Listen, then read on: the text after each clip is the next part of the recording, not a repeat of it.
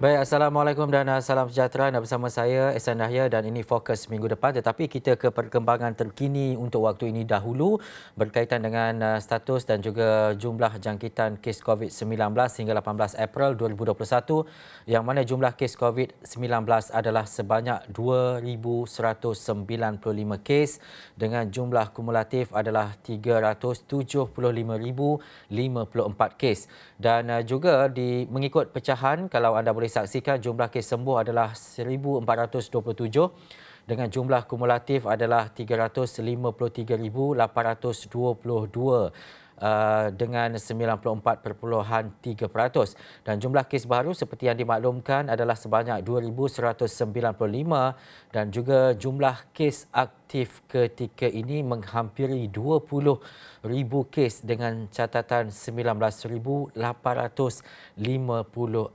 kes. Mengikut pecahan lain, kes tempatan sebanyak 2,185 kes dengan kes import sebanyak 10. Dan duka cita dimaklumkan jumlah kematian dicatatkan adalah sebanyak 8 kes, menjadikan jumlah kumulatif sebanyak 1,378 kematian setakat ini. Dan jumlah kes di ICU adalah 219 dengan pesakit yang memerlukan alat bantuan pernafasan adalah sebanyak 90. Dan selain daripada itu, selain daripada apa yang anda boleh saksikan menerusi paparan yang kami sediakan ini, pecahan setiap negeri, yang mana Sarawak terus mencatatkan jumlah kes tertinggi juga, iaitu sebanyak 508 kes, dengan diikuti oleh Selangor dengan 431 kes, Sabah 112, Johor dengan catatan 387 kes, dan juga wilayah Persekutuan 176 kes. Manakala Kelantan dengan penambahan sebanyak 332 kes, menjadikan jumlah keseluruhan di Kelantan adalah 8,448 kes.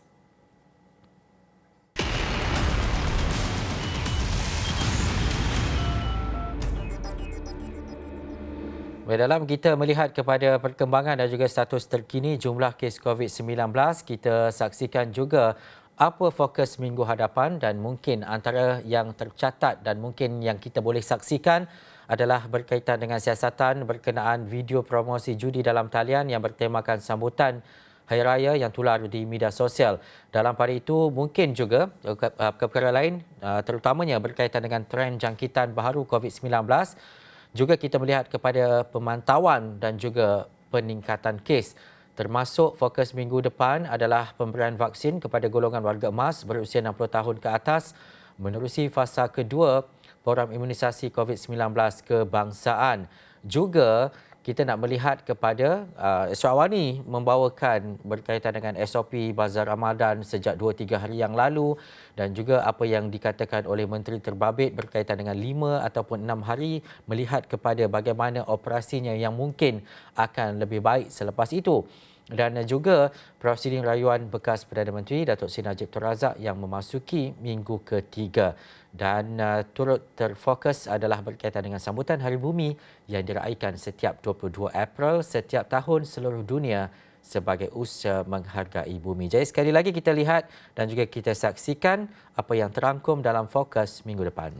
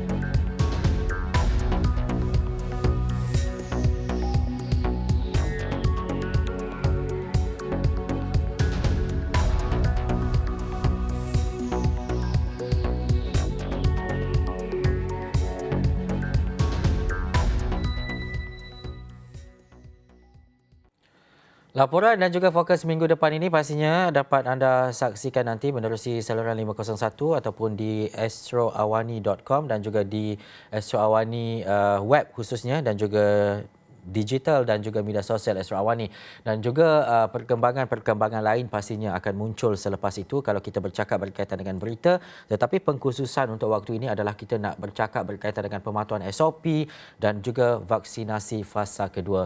Terus saja menerusi talian telefon ketika ini Dr. Farhan Rusli, pakar perubatan kesihatan awam. Assalamualaikum doktor. Waalaikumsalam warahmatullahi wabarakatuh, Ehsan. Apa Ya khabar? doktor, kita nak memasuki fasa kedua vaksin COVID-19 dan tumpuan khusus diberikan kepada mereka yang berumur 60 tahun ke atas dan juga golongan orang kurang upaya. Bagaimana doktor melihat kepada perjalanan fasa pertama, kita nak memasuki fasa kedua terhadap kesedaran masyarakat untuk menerima vaksin ini? Okey, apa yang harus difahamkan ialah bahawa fasa pertama dan fasa kedua ni adalah fasa yang sangat berbeza. Fasa pertama adalah apabila kita memberikan suntikan vaksin ini kepada frontliner. Kebanyakan mereka adalah mereka yang beruniform, mereka daripada sektor-sektor swasta seperti private GP, doktor-doktor perubatan, dan mereka adalah yang kita panggil compliant dia adalah sangat tinggi. Bermakna kurang permasalahan di situ kerana mereka tahu apakah vaksin ini, apa yang akan diterima pada bila masa, dan ia menjadikan perjalanan kita ini lebih mudahlah pada fasa pertama. Bila kita cerita tentang fasa kedua pula, kita akan nampak bahawa ada satu shift di mana kita akan berjumpa dengan orang awam yang mungkin akan ada sedikit sentimen yang kurang memuaskan terhadap vaksin yang kita harus menangani dengan memberikan perincian yang lebih teliti, memberikan mereka mekanisme yang lebih mudah untuk mereka mendapatkan vaksin-vaksin ini, dan membenarkan mereka untuk kita panggil slot in diorang punya masa mengikut kesesuaian masing-masing. Itulah perbezaan yang besar kita nampak daripada fasa 1 dan fasa 2. Dan juga doktor, menerusi laporan dan juga jumlah ataupun angka yang kita terima hari ini, saya nak memfokuskan kepada jumlah aktif yang menghampiri 20,000 iaitu 19,854, dengan kita masih lagi mencatatkan 2,000 kes dan juga ke atas. Bagaimana doktor melihat kepada trend hari ini dan juga mungkin akan datang sepanjang minggu depan?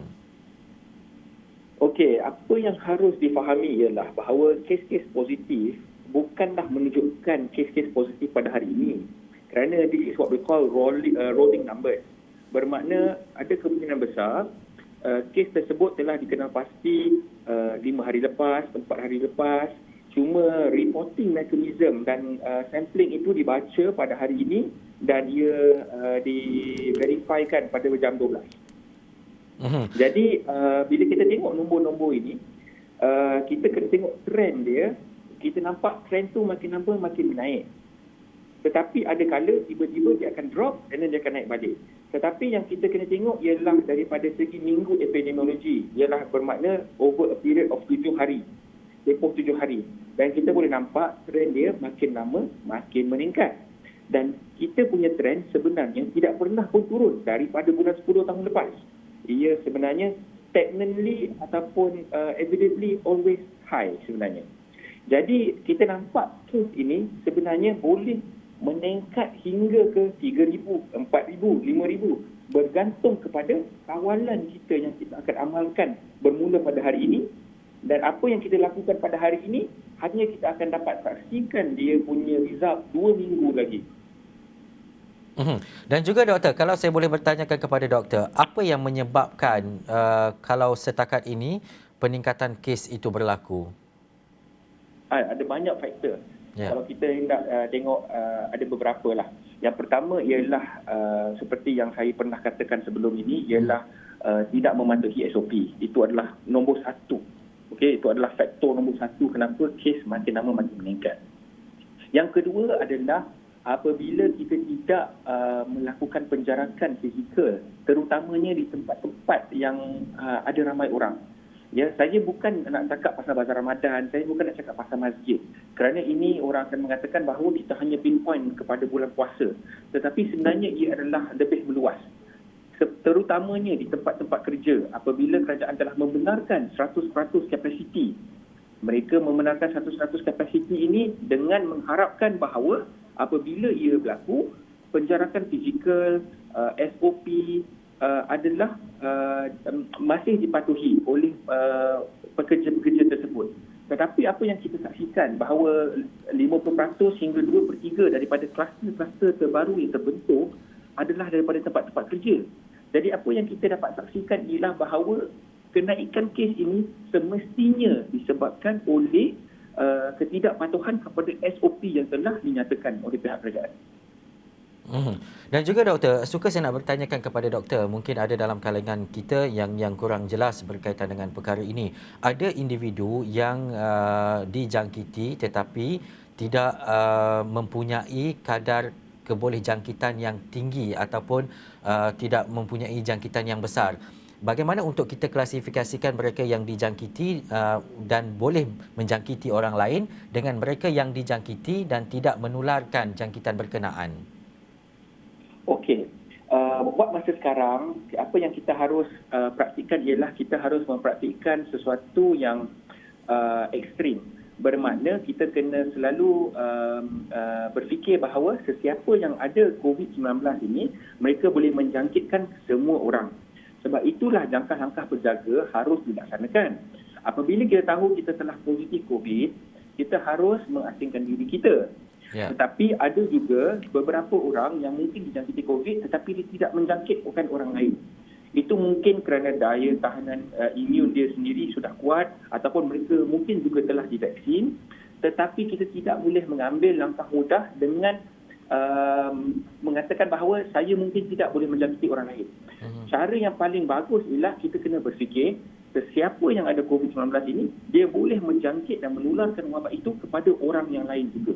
Itulah benda yang paling asas yang kita harus ingatkan. Ya. Dan juga doktor, doktor ada atau tidak mempunyai kerisauan menjelang beberapa tempoh dan juga beberapa hari Aidilfitri contohnya, dan ketika itu mungkin suasana akan sedikit berbeza daripada keadaan apa yang kita lihat sekarang, terutamanya di kawasan-kawasan tumpuan, pembelian untuk membeli belah dan sebagainya. Apa yang doktor boleh sarankan berhubung dengan perkara ini?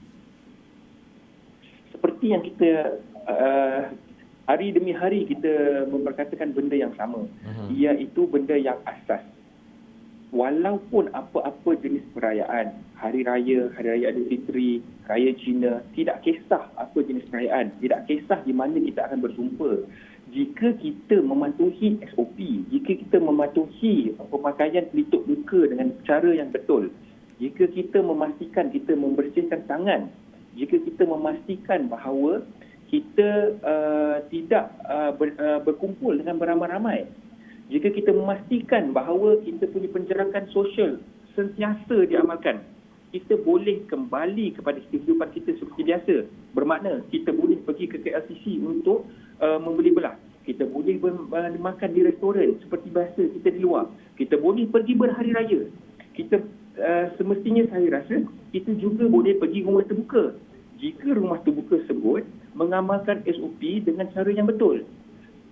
Apa yang saya ingin streskan ataupun saya ingin tekankan di sini, bukan sesuatu suasana ataupun sesuatu tempat yang akan menularkan wabak itu. Kerana wabak itu adalah spread menggunakan droplet. Bermakna kalau kita boleh kontrol, kalau kita boleh kawal daripada wabak ataupun virus ini tersebar, seperti pelitup muka yang saya nyatakan tadi, kita boleh mengamalkan kita punya aktiviti seperti dahulu kala, seperti biasa, dengan mengamalkan SOP yang baru ini.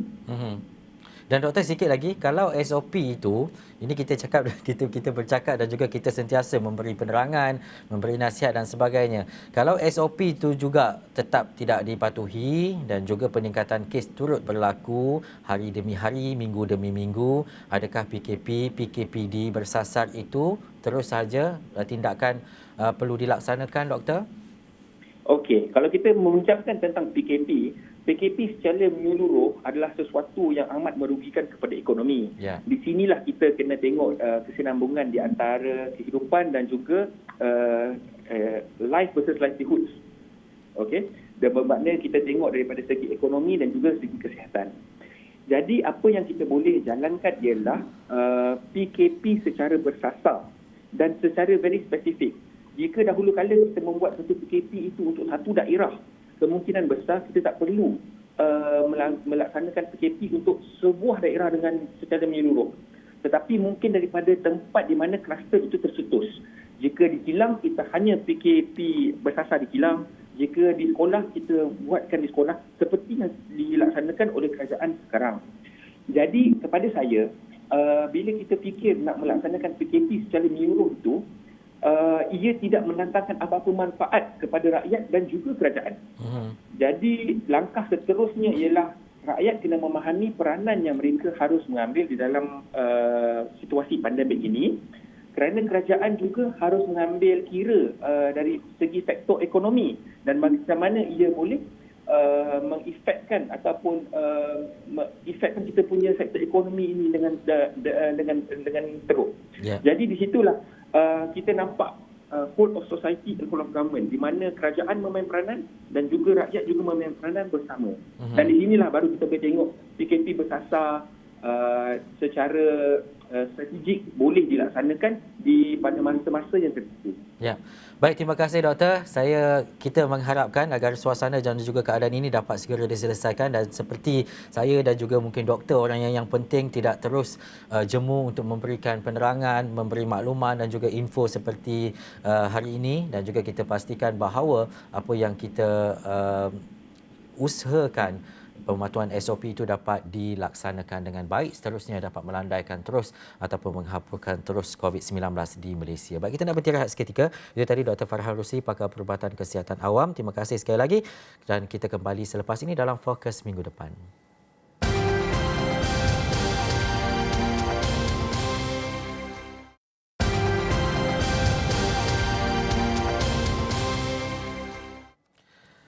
Baik, kembali dalam Fokus minggu depan. Semalam saya ada bawakan kepada anda berkaitan dengan judi raya dan juga mungkin dalam tempoh 2-3 hari ini kita akan melihat kepada siasatan yang akan berlaku, dan pastinya daripada apa yang berlaku dan juga tular di media sosial mendapat perhatian pelbagai pihak, termasuk daripada Kementerian Komunikasi dan Multimedia sendiri, dan juga apa yang dinyatakan oleh Menterinya Datuk Saifuddin Abdullah yang mengingatkan semua rakyat Malaysia tidak mengganggu ketenangan umat Islam yang kini sedang berpuasa. Dan sebenarnya beliau mengulas video berkenaan berkaitan dengan video judi raya yang tular baru-baru ini. Saifuddin berkata penularan video itu sebenarnya dilihat mengganggu umat Islam yang sedang menjalani ibadah puasa dan Aidilfitri kelak. Dan menurutnya dalam dunia digital yang sebercanggih, kerajaan mungkin tidak dapat mengawal segalanya. Namun beliau menegaskan pihaknya memandang serius penularan video berkenaan. Jadi kita dengarkan apa yang dinyatakan oleh beliau, dan terutamanya mungkin ada tindakan dan juga apa langkah yang perlu diambil seterusnya dalam kita melihat kepada berita dan isu ini minggu hadapan. Jadi bulan puasa, sambutan raya adalah hal ehwal ibadat. Jadi kita jangan ganggu ketenangan orang beribadat. Ya. Apabila berlaku penyebaran video iklan raya berunsur judi atau unsur-unsur lain yang bertentangan dengan maksud ibadat, tentulah terganggu ketenangan umat Islam. Dan ini rata-rata yang kita lihat respons daripada umat Islam yang rasa tidak puas hati apabila perkara ini berlaku. Perkara yang kedua, kita hidup dalam dunia digital. Dalam dunia digital ini, tidak semua perkara itu dapat dikawal. Dan kerajaan telah pun membuat janji yang kita akan mengamalkan kebebasan media, termasuk dalam media sosial. Tentu masih ingat kenyataan yang saya buat selepas satu sidang parlimen hampir setahun yang lalu, di mana kita kata kita takkanlah nak kawal social media takkan nak lesenkan social media. Nanti semua orang, termasuk kita dalam dewan ini, setiap kali kita nak post, maka timbullah soalan, adakah ada lesen dan sebagainya. Kita memahami keperluan dan kepentingan media sosial dan kerana itu kita masih dengan pendirian yang sama. Dan kita juga tahu bahawa dalam kehidupan masyarakat digital ini, it is almost impossible untuk kita mengawal semua perkara. Jadi kita faham kedudukan kehidupan dalam digital society, dalam kehidupan digital. Kerajaan tetap mempertahankan kebebasan media termasuk dalam media sosial. Tetapi tentulah ada batas-batasnya. Dan dari segi batas-batas itu, kita sudah pun ada undang-undang yang sedia ada, di mana sekiranya seseorang itu melanggar sesuatu hal, maka ia haruslah bersedia untuk berhadapan dengan hukuman. Baik, dalam pada itu, 4 individu termasuk pelakon iklan judi raya yang telah tular ditangkap pihak polis. Dan menurut Ketua Polis Daerah Dan Wangi, Asisten Komisioner Muhammad Zainal Abdullah, kesemua mereka ditahan selepas memberi keterangan di Ibu Pejabat Polis Daerah Dan Wangi pada petang Sabtu. Beliau ketika dihubungi Astro Awani pada Ahad memaklumkan mereka ditahan bagi membantu siasatan mengikut Seksyen 505 Kanun Keseksaan, Seksyen 233 Akta Komunikasi dan Multimedia dan Seksyen 4 dalam kurungan 1G Akta Rumah Judi Terbuka 1953. Jelas Muhammad Zainal, siasatan awal juga mendapati kesemua mereka dibayar antara RM200 bagi pembikinan video judi raya itu. Bagaimanapun jelasnya, sehingga kini polis sedang mengesan individu bernama Loh Ki Ho, 35 tahun, dipercayai dalang di sebalik 2 video judi raya yang tular di laman sosial baru-baru ini. Dalam video kedua judi raya berjudul Raya Berkaya itu, memaparkan lakonan dan nyanyian seorang wanita dan lelaki mempromosikan perjudian dalam talian sempena Hari Raya Aidilfitri. Video terbabit mendapat kecaman rata-rata netizen yang menyifatkan tidak menghormati bulan Ramadan dengan mempromosikan perjudian dalam talian.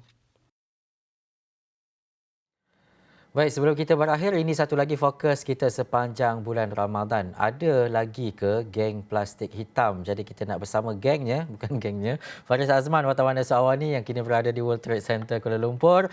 Faris, ini cerita berkaitan dengan geng plastik hitam. Dan juga geng plastik hitam ini sinonimnya adalah berkaitan dengan mereka yang tidak berpuasa dan juga mendapatkan makanan di kedai-kedai tertentu. Tapi fokusnya apa untuk liputan Faris, mungkin hari ini, esok ataupun minggu depan? Baik, sudah tentu apabila kita bercakap mengenai dengan bulan Ramadan, seperti yang dikatakan oleh Ehsan, geng plastik hitam ni sinonim. Kalau dahulunya dalam tempoh beberapa tahun, 10 tahun yang sudah, geng plastik hitam ni sinonim orang yang tidak berpuasa. Apabila mereka ditangkap, mereka akan dibawa menaiki van jenazah. Itu yang kita selalu dengar. Tapi apa yang saya fokusnya mungkin dalam tempoh minggu-minggu ini, kami pergi ke beberapa kawasan-kawasan dalam tempoh makan tengah hari. Kalau ikut jam 11, 12, beratur panjang di kedai-kedai makan di mana mereka mahu tampau ataupun take away makanan-makanan itu, kita pergi membuat tinjauan dan sebagainya. Tapi sebaliknya sebenarnya, Ehsan, geng ataupun plastik hitam itu kalau kita katakan hanya wujud secara kita kata-kata saja, sebab sekarang kita ada pelbagai medium-medium yang boleh digunakan oleh geng plastik hitam ini, ataupun kita katakan teknologi evolve dengan adanya perkhidmatan penghantaran makanan, dengan adanya beberapa medium-medium lain. Jadi geng plastik hitam ni seolah-olah modus operandi itu bertukar sedikit. Jadi saya ada buat pemerhatian di beberapa kawasan-kawasan seperti tadi di sekitar ibu negara, melihat sendiri. Yalah, kalau kita tahu nak katakan mereka ni tak puasa, tidak boleh juga sebenarnya. Tapi kita memantau bagaimana beratur panjang ketika waktu yang agak terlalu awal untuk buka puasa itu memberikan satu persoalan yang besar sebenarnya, San. Dan juga Faris, sedikit lagi masa yang kita ada, mungkin geng plastik hitam ni dululah, mungkin kalau zaman-zaman Faris dulu geng plastik hitam, kalau sekarang mungkin adanya geng paper bag atau sebagainya. Jadi apa yang sebenarnya yang cuba kita rungkaikan dan juga kita fokuskan dalam liputan seperti ini? Baik, sudah tentu kita nak melihat bahawa geng plastik hitam ini bukanlah satu perkara baru sebenarnya San. Tetapi Ramadan yang kita sentiasa tunggu-tunggu ini perlulah perubahan itu ada dari individu sendiri. Pada masa yang sama juga penguatkuasaan, pemerhatian daripada pihak berwajib, begitu juga tanggungjawab setiap peniaga itu perlu sentiasa bertambah baik dari semasa ke semasa, kerana dalam tempoh ini sebenarnya Saad, bukan hanya kita melihat kepada kewangan semata-mata, tetapi ibadah puasa itu, bagaimana tanggungjawab peniaga itu memastikan hanya dijual ketika mereka tak tahu antara pelanggan itu berpuasa ataupun tidak. Tetapi langkah-langkah tertentu atau mekanisme itu perlu diambil, kerana dalam tempoh sangat lama sebenarnya geng plastik hitam ni masih lagi wujud. Adakah perkara ini akan terus hingga ke anak cucu kita, atau ada langkah sebaliknya untuk memastikan tiada lagi geng plastik hitam, terutamanya dari sudut undang-undang ataupun mana-mana sudut saja yang boleh diambil? Ya, ini antara fokus minggu depan, fokus berita kita. Faris Azman akan membawakan kepada di sebalik geng plastik hitam ini. Sebab apa? Kita nak merungkai dan ialah kita berada dalam bulan puasa, bulan Ramadan, dan juga kita nak melihat kepada bagaimana perkembangan dan juga situasi perkara ini, kesedaran masyarakat contoh dan khususnya bagaimana juga penipuan yang mungkin ada dilakukan oleh peniaga-peniaga gerai makanan dan sebagainya. Okey, itu antara perkara yang kami akan kongsikan kepada anda. Jadi fokus minggu depan ini pastinya banyak perkara yang perlu kita faham dan juga kita nilai, terutamanya berkaitan dengan COVID-19. Kita landaikan lengkungan COVID-19 ini dan kita pastikan kita antara yang mendaftar untuk mendapatkan vaksin COVID-19. Jadi sekian dulu fokus minggu depan. Saya Ihsan Yahya. Assalamualaikum dan jumpa lagi.